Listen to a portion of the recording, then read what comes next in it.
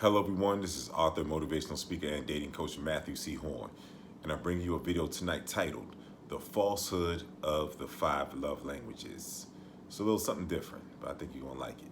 Before we go any further, always know my videos in the dating space. They're inspired by my books, How to Get Beautiful Women and Everything Else You Want from Life. In addition to How to Be Appealing to Successful Black Men for Black Women. They're both available at my website, www.matthewchorne.com. Don't forget to like, comment, share, and subscribe. Thank you to my new subscribers. Continue to just put activity on my page and to push me up the algorithm. I appreciate you all. And as promised, I want to keep the videos coming. But tonight's video, the falsehood of the five love languages. I wanted to create this video because I believe in theory, the five love languages, when they were introduced, I think that there's something that can show you if the person is your first choice. They can show you if the person is in love with you. And I personally do not think that you should enter into a union or relationship with someone who your feelings are both progressing at the same rate. Like, these are the people that you need to enter into unions with. The love is present, you're in love, and consequently, you're considering the other person always. That other person is your every other thought. If you all are not progressing at that rate, then there's no point in getting into a union or a marriage. But let me introduce the five love languages. And some of you may be familiar, some of you not. But it's a very popular book concept, so here we go. First, we have quality time. Then we have physical touch. Then we have gift giving. Then we have words of affirmation. And then we have acts of service. And I want to go through these one by one. But before I do that, I want to emphasize that if you're in love with someone or you have a strong love for someone, then these love languages are things that you involuntarily do. And if you have to parcel them out and negotiate and express these to your partner, then your partner has parceled out their emotion for you, meaning they're not fully present. Because if you truly love someone and you're in love with someone, every aspect of these love languages are present. They're involuntary. And that's my contention with introducing the five love languages as something that you have to express to your partner. Because if your partner really viewed you as their first choice, they would involuntarily do these things. Okay, so we'll start with quality time. When you're in love with someone, that person is literally your every other thought. You all have a magnetic field that exists between the two of you, that you're together even when you're not together. That's what being in love with someone looks like. They're literally your every other thought. It's an enjoyable experience, and it's something that it's rare. You know, it comes from time to time when you meet someone and you're both feeling the same way about each other with the same fervor. That's the most enjoyable experience in the relationship space that you can experience. But if you have to negotiate and express that you need quality time from your partner or your spouse, then that person just really isn't into you. Because a lot of times when you express a love language, you're asking something of someone that they're not giving to you, that you naturally give to them. And that's an imbalanced situation. And there's nothing positive that's going to come from that. So if you have to express to your person, your spouse, your partner, that you need quality time, then that means that there's not a magnetic field that's drawing you two to one another. Because quality time is a natural byproduct of desire for the person that's across from you. So if two people truly desire each other, they're always finding their way to each other, even in the dating stage, even when you two are falling in love and you might not even realize it's happening. I've definitely experienced it. And the other person never has to express that they need quality time, because you all have a natural desire and inclination to always be drawn to one another.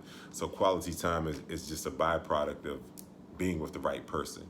And when it's mutual, you don't have to express it. So I believe that that aspect of the love language is a falsehood. Physical touch. Physical touch.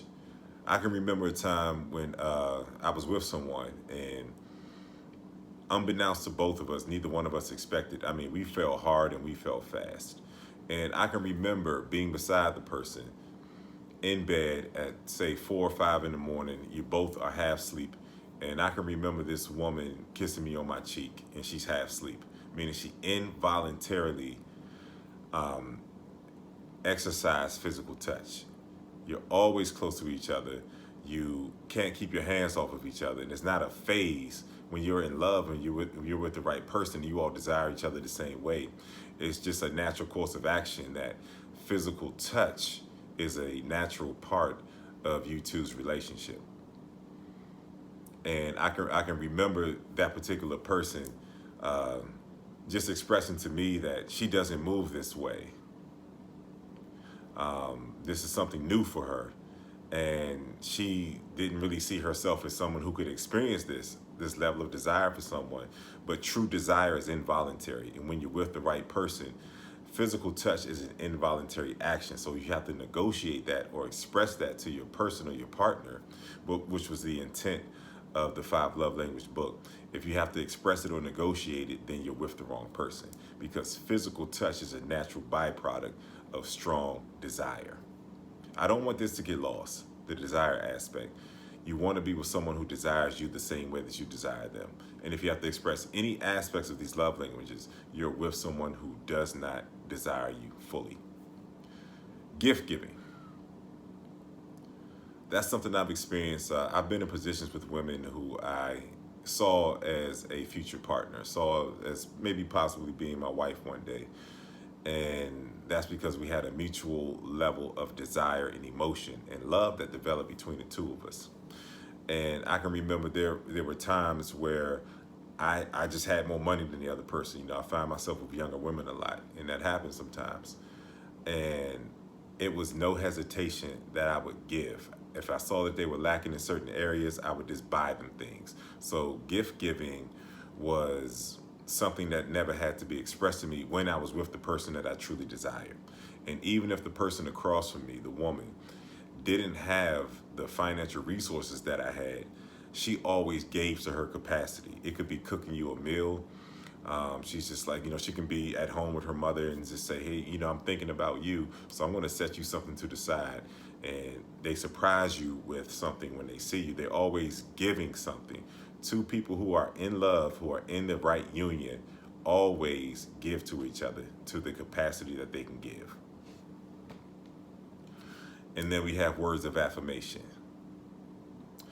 When you're in love with someone, you always want to see the person at their best. They can be going through something. Affirm means to reaffirm the best aspects of that person and to remind them. Reaffirm is to remind them of the good qualities and the positive aspects of them.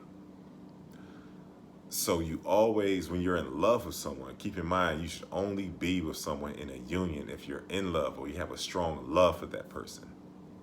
If you're in love with someone, then involuntarily, you're going to give them words of affirmation. They may be going through something, or not even necessarily going through something, but you just want to remind them how much you value them and their qualities. So you're affirming their qualities that are enhancing you all's relationship.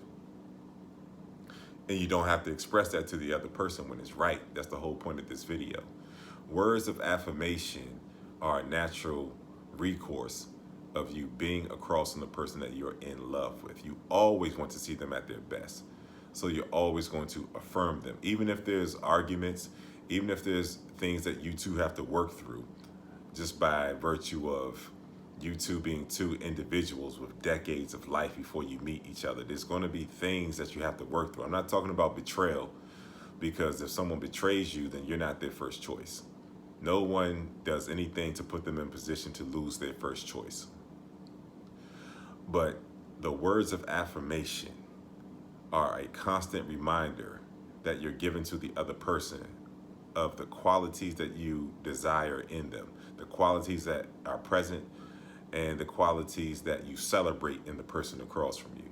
So words of affirmation never have to be negotiated. You shouldn't have to tell someone you need words of affirmation, because it's a natural recourse of someone who's in love with you. Because when you're in love with someone, you always want to see them at their best.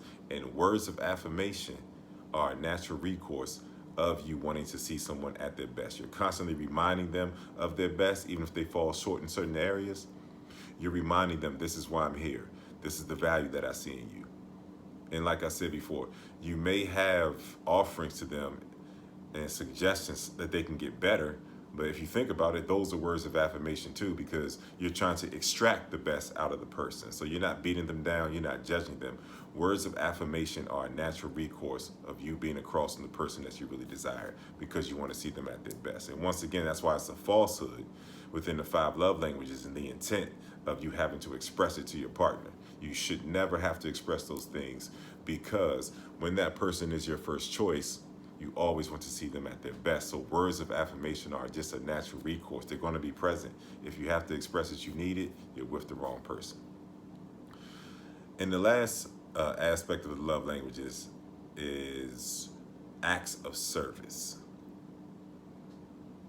Considering when you're with the right person, they're your every other thought. Considering that, acts of service are natural as well, meaning that they shouldn't be negotiated or they shouldn't have to be expressed. Whenever you're around someone and you all both love each other the same way, have the same level of desire, there's just nothing but equality and no imbalance. When that is present, then the acts of service are going to be just natural. They're going to be present in everything, every aspect of these love languages. You're going to do them involuntarily. So I don't think that there's a need to parcel out these love languages and express them to your partner, because these are a natural thing that your partner is going to do, not should do. They're going to do it if they love you and if they're in love with you. And those are the only people that you should be with. You shouldn't have to parcel out these very important aspects of love and how they're expressed. The book does have relevance. The love language book does have relevance.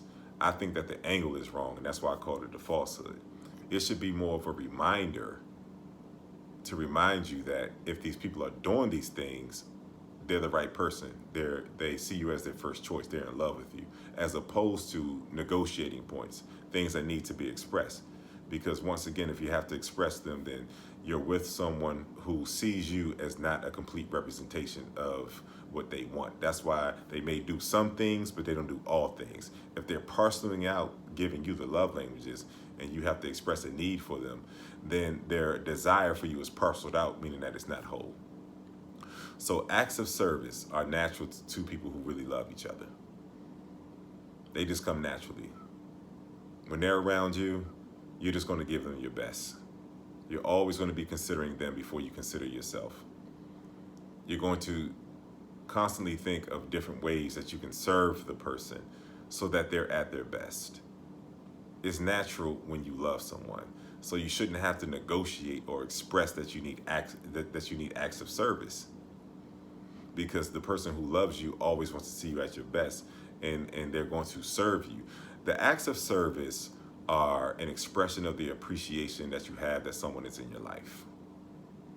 Acts of service, they don't have to carry monetary value. They don't have to carry the things that the world necessarily says that we need from the other person to understand that they love us. Acts of service, they're just a natural byproduct of the value that you see in the person. And acts of service is you expressing the value that you see in the person. It's the ultimate humility, and the humility is based in love. Love creates service. When you love someone, you're giving with no expectation of a return. That's service. You're serving them. And when it's right, you really feel good about giving and serving, because the other person is doing the same thing when they desire you the same way. So if you have to express these love languages, please accept that you're not the other person's first choice. I don't know how else to say it. And this video came about from a conversation about the love languages. But just accept, if you have to parcel these things out and express that you're missing these things and you need these things, these aspects of the love languages, that person's not fully in it. Because if they are, they will be naturally inclined to give every aspect of these love languages. This has been Matthew C. Horne, author, motivational speaker, and dating coach, bringing you a video tonight titled The Falsehood of the 5 Love Languages. It's been brought to you by my books, How to Get Beautiful Women and Everything Else You Want from Life, in addition to How to Be Appealing to Successful Black Men for Black Women. They're both available at www.matthewchorne.com. Don't forget to like, comment, share, and subscribe, and to push me up the algorithm. Also, if this video has been of value to you, if you feel as if your thought processes have been elevated from hearing my message tonight, please do not hesitate to drop something monetary in my donation information that's in the description, my Cash App, my PayPal, and whatever else I have in there. Also, if you feel as if you could benefit from coaching from someone like me, Matthew C. Horne, author, motivational speaker, and dating coach, email me at matt@matthewchorne.com. Let's get a consultation going so I can identify where you're trying to go and I can take you there. It's that simple. I've enjoyed spending some time with you tonight. And just don't forget that when you're with the right person, the love languages are involuntary. And if you have to express any aspect of the love languages, examine if the person is in it the same way that you are. You deserve a whole representation of a match. That's the most enjoyable experience, when you love and desire the person across from you and they love and desire you with the same fervor. I'll be back with you all very soon with some more videos. I hope this one resonated with you, and stay tuned. More coming. Peace.